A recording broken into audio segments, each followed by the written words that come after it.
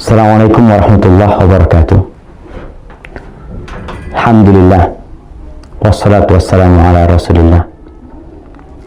Amma ba'd, akhi ukhti rahimakallah.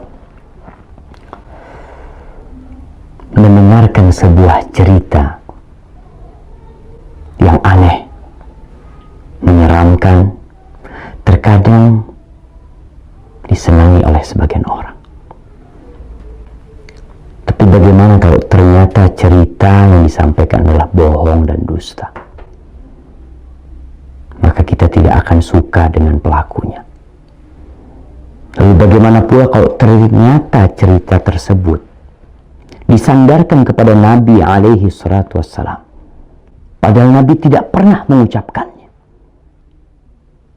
Kalau di negeri kita sekarang pemerintah sedang memerangi hoax, dusta, maka para ulama umat Islam sejak dahulu kala memerangi dusta atas nama Nabi alaihi salatu wassalam. Tadi pagi ana mendapatkan kiriman sebuah video pendek yang menceritakan tentang bakal terjadi sesuatu yang mengerikan apabila pertengahan Ramadan itu tepat pada hari Jumat. Dengan semangat dia membacakannya, membuat orang yang menontonnya akan tertarik dan mungkin percaya. Dan memang dusta apabila diulang-ulangi, disebarkan, terkadang bisa menjadi sesuatu yang diyakini oleh manusia kebenarannya, padahal itu hoax. Dan Rasul SAW mengatakan, man kadzaba alayya muta'ammidan falyatabawa maq'adahu minan nar.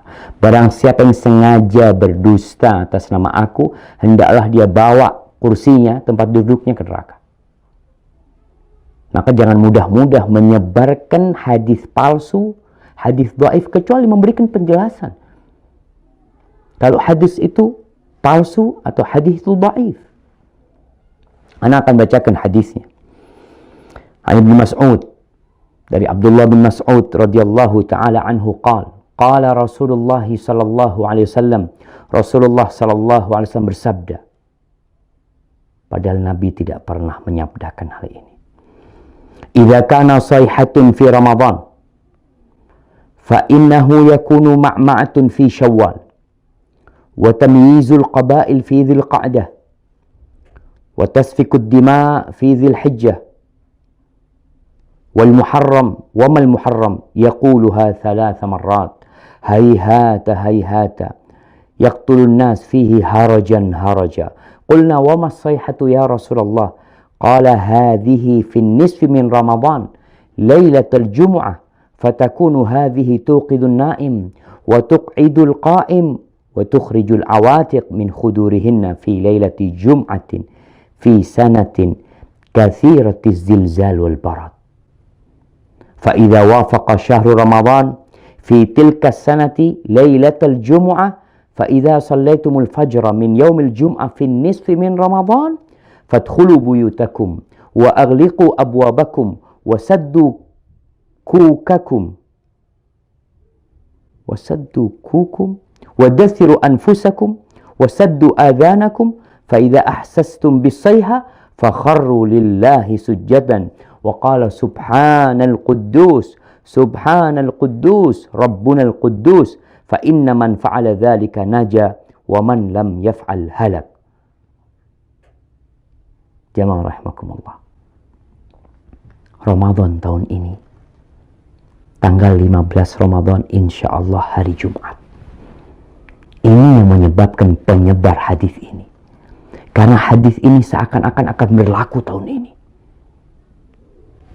Yang artinya dari Abdullah bin Mas'ud radhiyallahu taala anhu, Rasulullah sallallahu alaihi wasallam bersabda, apabila ada suara dahsyat tepat di bulan Ramadan, maka itu akan terjadi beruntun sampai bulan Syawalnya. Banyak di antara golongan manusia lebih memisahkan diri. Mereka bergerombol-gerombol di bulan Dzulhijjahnya. Pertumpahan darah banyak terjadi di bulan Dzulhijjah tersebut. juga semakin klimak ketika masuk di bulan Muharram. Rasulullah SAW menyebutkan hal itu 3 kali. Apa yang harus kami lakukan di bulan Muharram? Para sahabat bertanya, sayang. Sungguh sayang, kata beliau. Mereka tidak mengetahui dan apa yang harus dilakukan di bulan Muharram. Saat itu di antara manusia banyak yang saling membunuh. Apa surah dahsyat itu ya Rasulullah? Sahabat bertanya kepada Nabi SAW. Suara keras itu adalah mulai terjadi di pertengahan bulan Ramadan yang bertepatan di malam Jumat. Suara dahsyat itu mengagetkan orang-orang yang sedang tidur, menjatuhkan orang yang sedang berdiri. Segala benda terhempas jauh keluar dari tempatnya, atau para wanita yang masih gadis akan keluar dari kamar-kamarnya. Malam Jumat pertengahan Ramadan itu terjadi goncangan dahsyat dan cuaca sangat dingin.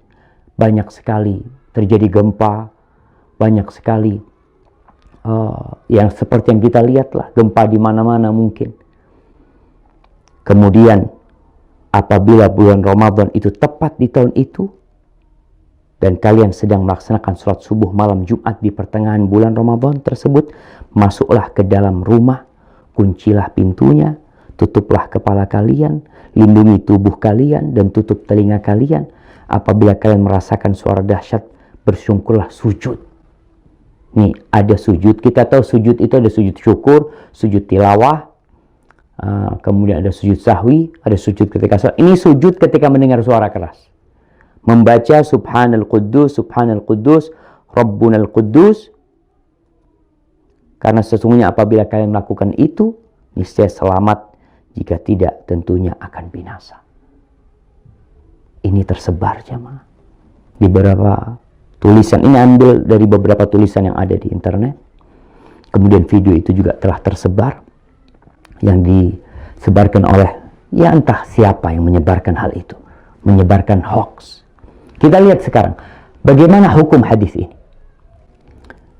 Para ulama menjelaskan hadal hadis munkar la yasih. Hadis ini munkar, tidak benar. Al-Uqaili mengatakan laisa li hadal hadis aslun min hadithi thiqah. Hadis ini enggak punya dasar dari perawi yang thiqah, wala min wajhin yathbut, dan enggak ada yang benar dalam hadis ini. Itu disebutkan dalam Ad-Du'afa Al-Kabir. Dan Ibnul Jauzi mengatakan hadis ini hadza haditsun maudhu. Hadis ini palsu atas nama Nabi SAW.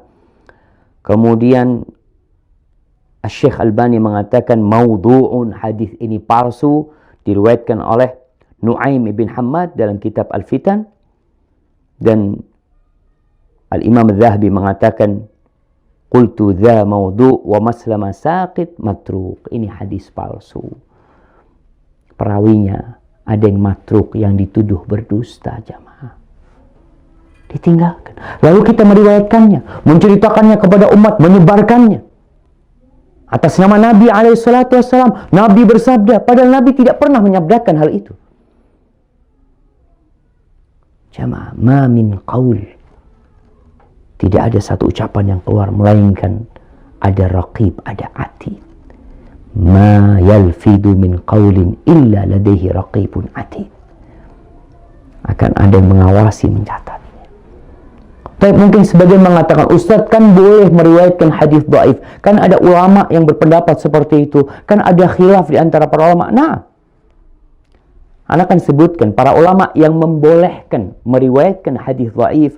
Yang pertama, mereka mengatakan ini dalam fadailul a'mal, dalam fadilah beramal, bukan dalam menceritakan hal yang gaib, yang mana itu berkaitan dengan akidah seorang hamba nanti. Boleh mengamalkan hadis-hadis dhaif dalam fadailul a'mal dengan catatan 3. Yang pertama, hadisnya tidak terlalu dhaif. Kalau yang tadi palsu. Yang kedua, hadis ini masuk dalam kaidah umum sebenarnya. Yang ketiga, tidak boleh meyakini ketika mengamalkan bahwa itu dari Nabi SAW. Hanya orang ini hati-hati mengamalkannya. Maka hadis palsu, hadis yang dhaif sekali tidak boleh. Kalau antum mau menyampaikan sebuah hadis yang dhaif, sampaikan kalau ini dhaif, kalau ini palsu, agar orang faham dan mereka tidak tertipu dengan apa yang kita sampaikan. Barakallahu fikum.